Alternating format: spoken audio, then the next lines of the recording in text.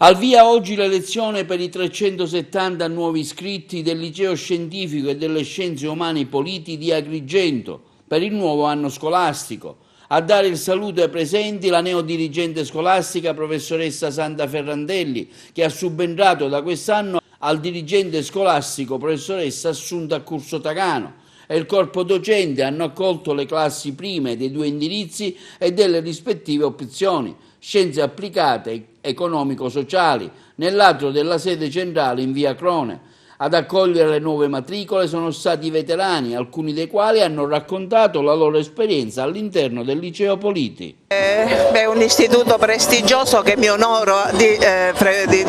dirigere, anche perché mi trovo a dirigerlo così senza che c'erano grandi aspettative da parte mia, perché non pensavo di poter avere questa possibilità, però le situazioni logistiche che si sono venute a creare in provincia di Agrigento, visto che io vengo da una scuola sottodimensionata, hanno fatto sì, insomma, che avessi questa possibilità che mi onora tantissimo. Ecco, come intenderà portare avanti anche la guida dell'istituto, il rapporto con i ragazzi, le novità che avete? Allora, intanto sono io nuova, arrivata da pochi giorni, e ho avuto modo di constatare che a parte quello che mi si racconta, mi si dice in giro, che è un istituto di grande prestigio con una storia culturale molto solida e soprattutto una crescita anche numerica in quest'ultimo periodo che lo rafforza ancora di più. Poi ho avuto modo di poter constatare con i miei occhi, dico, la professionalità che spicca tra i docenti,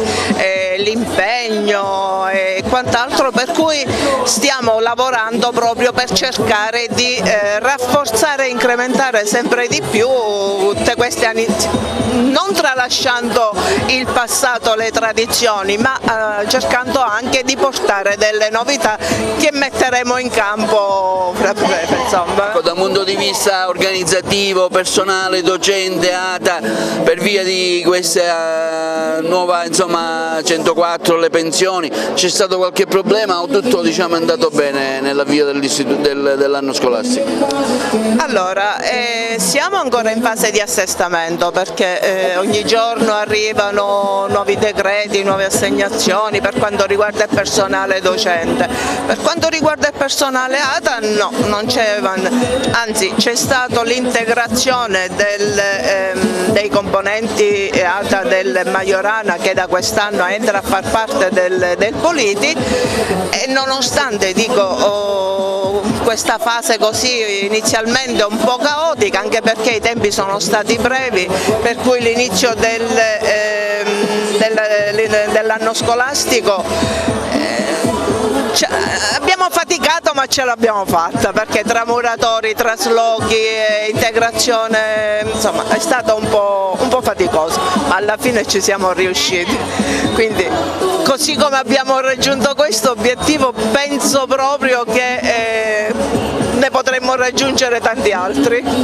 perché la determinazione non manca da parte di nessuno, tutti i componenti dello staff, insomma.